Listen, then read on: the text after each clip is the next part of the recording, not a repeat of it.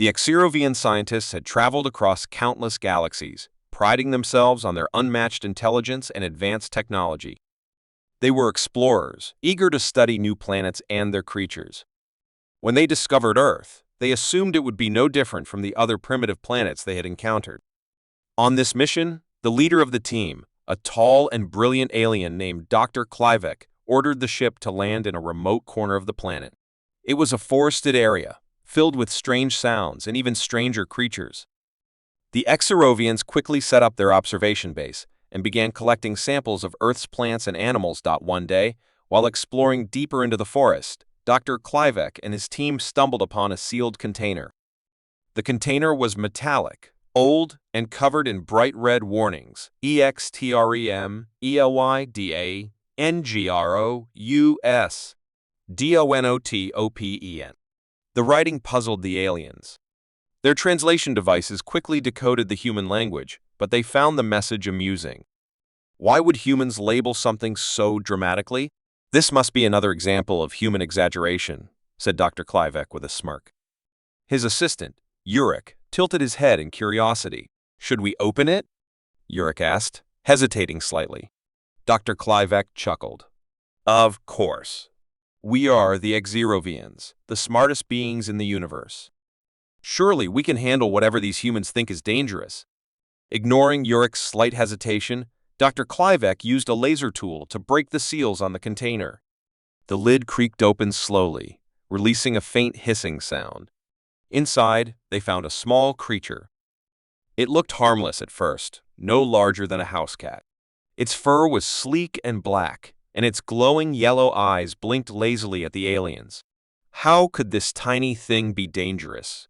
Yurik laughed nervously. The creature, sensing it was free, stretched its body. Then it let out a low growl. The sound sent a shiver through Yurik's spine, but Dr. Klivek waved his concerns away. This is just another Earth animal, he declared. We'll take it back to the lab for study. The Xerovians returned to their base with the creature locked in a glass containment unit. For hours, they observed it. The creature sat quietly, watching them with unblinking eyes. Every now and then, it tapped its claws on the glass.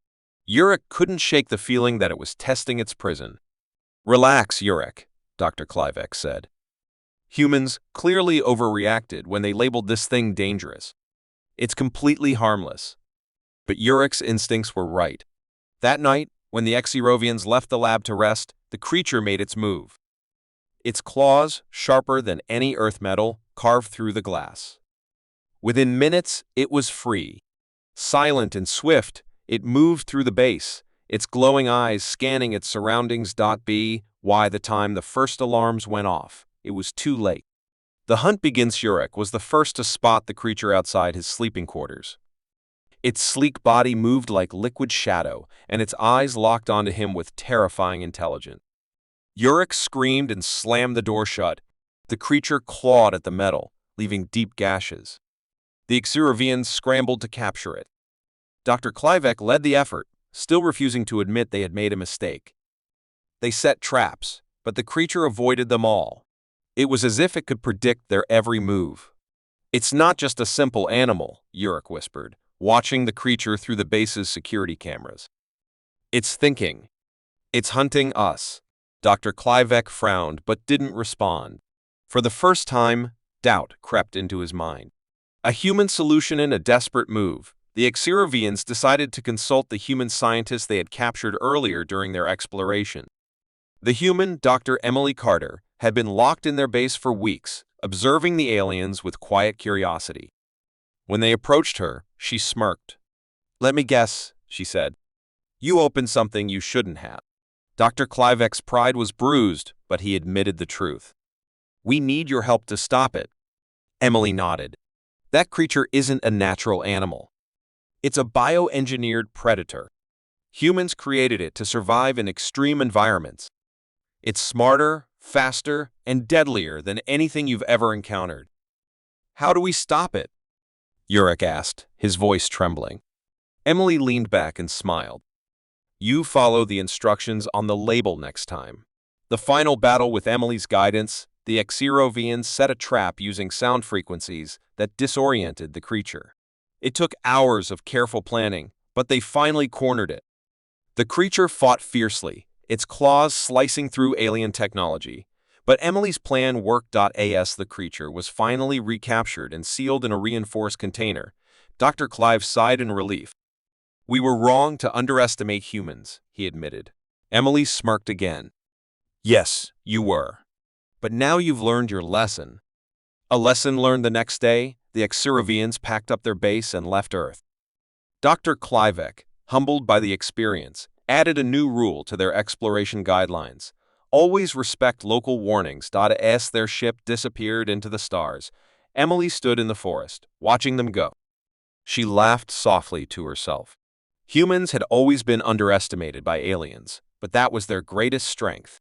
And somewhere, deep in the Exiravian archives, Earth was marked with a new label: DONOTAPPRO, a CHEXTREMELYDANGRO, UC.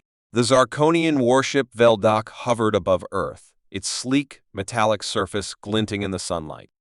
The Zarkonians, a proud and technologically advanced species, had recently received reports about Earth from one of their scout ships. The report labeled humans as primitive and Earth as ripe for conquest. High Commander Vrex stood at the helm, his crimson armor polished to perfection. He sneered as he reviewed the scouts' findings. "This planet will fall within days," Vrex declared to his crew. "These humans rely on simple tools and chaotic governments. Their warnings are laughable."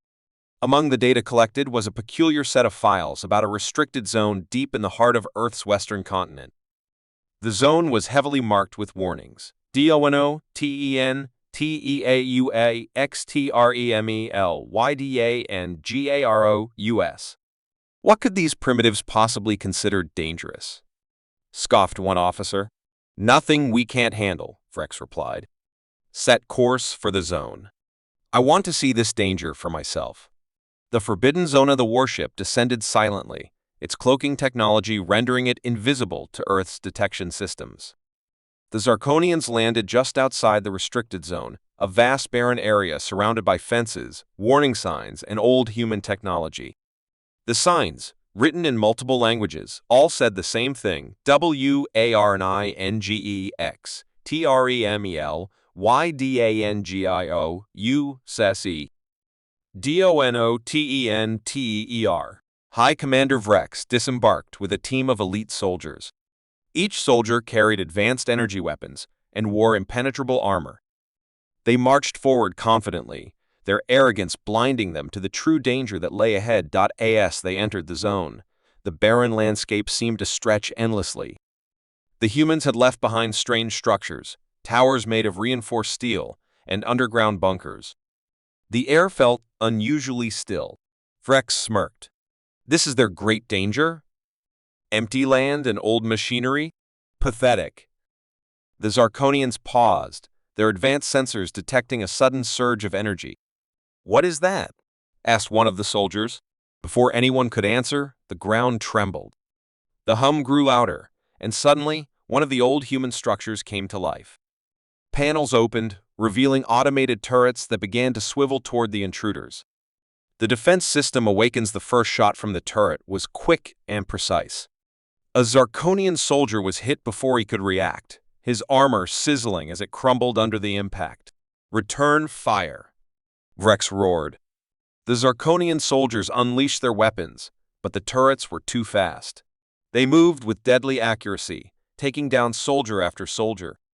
"Commander, this isn't normal," one officer shouted. "These machines are adapting to our movements." Vrex clenched his fists. "Impossible. These humans don't have the technology to." Before he could finish, the ground beneath them shifted. Hidden panels slid open, and small robotic drones emerged, buzzing through the air like angry wasps. They targeted the soldiers' weak points, disabling their weapons and tearing through their defenses. "This isn't primitive," another officer gasped. "This is a trap." The struggle to escape. The Zarkonian warship tried to intervene, firing energy blasts into the zone to destroy the machines. But as soon as the blasts landed, the ground erupted in a flash of light.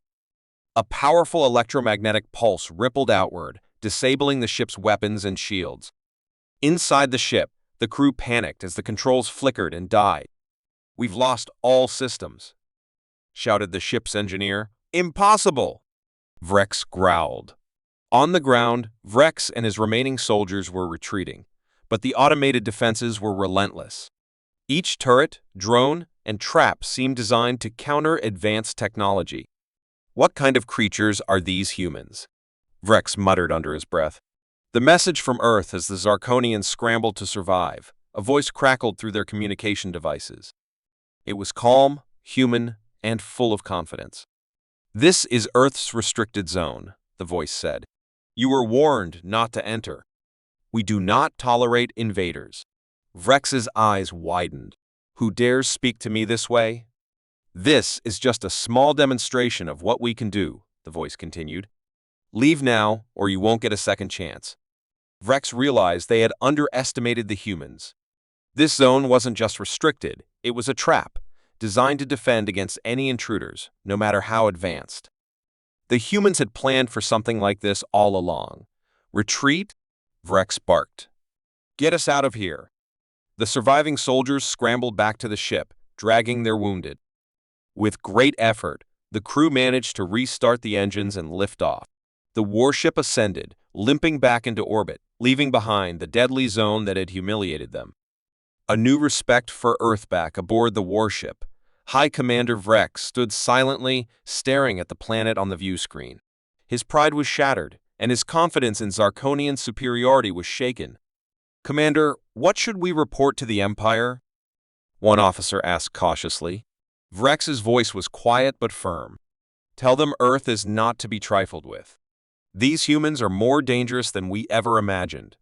As the Zarkonians left Earth's orbit, they reclassified the planet in their galactic records. No longer a primitive world, Earth was now labeled Category 5 Hazard, EXTREMEL, YDANGARO-US. On Earth, the restricted zone returned to silence, its defense systems powering down once more.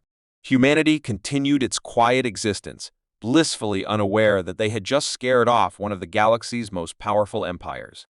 But somewhere, deep in the halls of the Zarkonian Empire, Earth's name was spoken in hushed tones, a warning to all who might think of invading. The galactic arena buzzed with the sound of roaring alien crowds. Beings from across the galaxy had gathered to witness the famous blood trials, an intergalactic gladiator tournament where the strongest and most fearsome creatures battled for glory. The arena was a massive dome of steel and energy shields, with holographic projections of the fights displayed above for the audience. At the center of the arena stood creatures of unimaginable strength and size, hulking beasts with razor-sharp claws, reptilian warriors covered in armor like scales, and even robotic monstrosities designed for destruction. And yet, all eyes turned to the smallest and weakest contestant in the arena. His name was Jack Carter. He was thin, dirty, and wearing nothing but tattered clothes. Jack had been kidnapped from Earth by alien slavers and sold to the arena's organizers as a joke. No one believed he could last more than a few seconds in the blood trials. "Is this a mistake?" one alien spectator jeered. "Did they send a human child to fight?" The crowd roared with laughter.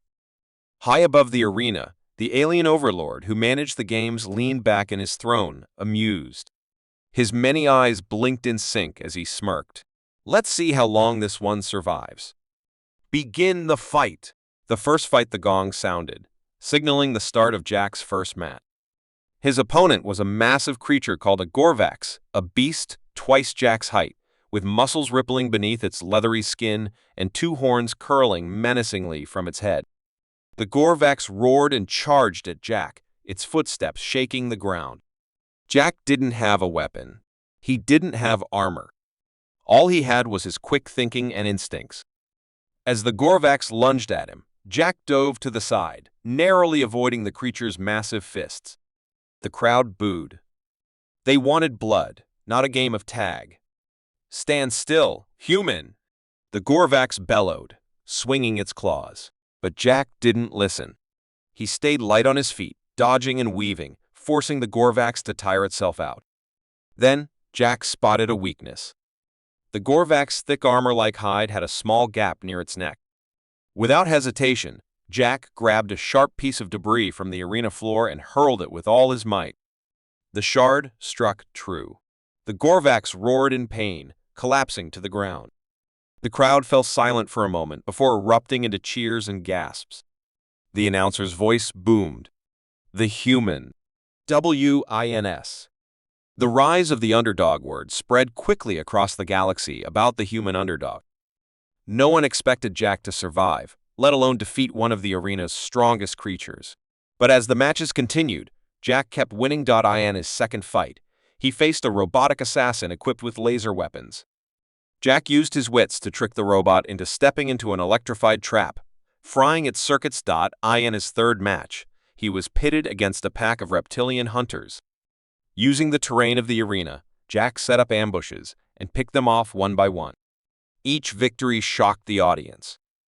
Jack wasn't the strongest or the fastest, but he was clever, resourceful, and determined. The aliens began to cheer for him, impressed by his resilience. For the first time, the underdog wasn't just surviving, he was thriving. The final match, Jack's final challenge, was against the reigning champion, a creature so feared that its name alone silenced the crowd, Kaelith the Destroyer. Kaelith was a hulking monstrosity, covered in jagged spikes and wielding a massive energy blade. Its title, EXTREMEL, YDAA, and GEROUS, was well-earned. Kaelith had never lost a match. The arena fell silent as the two opponents faced each other. Jack's heart pounded in his chest, but he didn't let fear control him. He studied Kaelith's movements, searching for any weakness. The gong sounded, and Kaelith charged. Its energy blades swung in deadly arcs, cutting through the air with blinding speed. Jack dodged, rolled, and barely avoided the deadly strikes. The crowd was on the edge of their seats.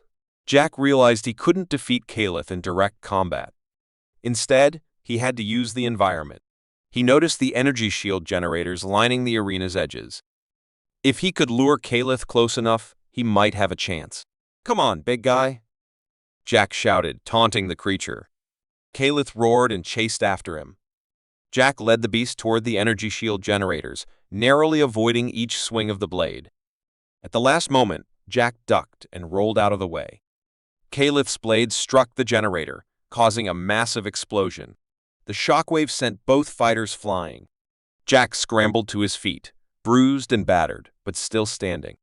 Kaelith, however, lay motionless in the rubble. The crowd erupted in deafening cheers. Against all odds, the human had defeated the undefeated champion. The underdog becomes a legend. Jack stood in the center of the arena, breathing heavily as the announcer declared him the winner. The alien overlord, watching from his throne, was stunned. He had underestimated the human just like everyone else. Jack looked up at the crowd and raised his fist. "Never underestimate a human," he said, his voice carrying across the arena. The galaxy had learned an important lesson that day. Humans, though small and seemingly weak, were not to be underestimated. They were resourceful, determined, and capable of achieving the impossible. As Jack left the arena, a free man now, he smiled to himself. He wasn't just a survivor, he was a legend. The Valtor Empire was known throughout the galaxy as a ruthless and efficient force. Their fleet of warships was unmatched, and their soldiers were the strongest in the universe. When the Valtorans received reports about a newly discovered planet, Earth, they were intrigued. The scouts' findings were odd. Earth, with its primitive civilizations and raw resources, seemed like a perfect target for conquest. But there was one thing that caught the attention of the Empire's leadership: a warning. Scattered across Earth's surface were strange, mysterious signs that all read the same: WARNINGAXTREMELYDANGROUS DONOTENTER. To the Valtorans, this was an invitation. Nothing in the galaxy was beyond their reach. They laughed at the warning. Surely, a primitive species like humanity couldn't pose any real threat. So, they set their course for Earth, confident that this would be another simple mission of conquest. The Valtoran flagship, Daevon, arrived in Earth's orbit. a large, imposing craft that dwarfed any ship in human history. From the ship's observation deck, Commander Orc gazed down at the planet below. "Prepare the landing teams," he ordered. "We will take Earth's resources and wipe out any resistance." These humans are nothing. The ground forces were deployed, and the Valtoran soldiers, armored and heavily armed, descended to Earth's surface. They landed in the heart of a dense jungle, their boots crushing the undergrowth beneath them. They quickly began to search for anything valuable they could take back to their empire. But as they moved deeper into the jungle, they started noticing something odd. The atmosphere had an eerie stillness. There were no sounds of wildlife, no rustling of trees, nothing. The soldiers started to feel uneasy. Commander Exorak ordered them to continue, dismissing the feeling as mere superstition. The first encounter, as they ventured further into the jungle, they stumbled upon a series of ancient, overgrown ruins. The structures were made of stone, covered in vines, and seemed to radiate an ominous energy. It was clear they weren't human-made. "Scan the area," Zorak ordered. The scanners beeped, detecting an unusual energy signature in the ruins. The soldiers quickly surrounded the area, weapons raised.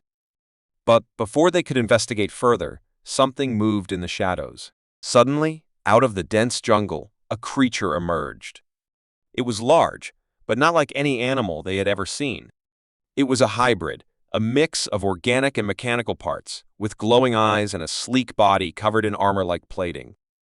It moved with lightning speed, attacking the closest soldier before anyone could react.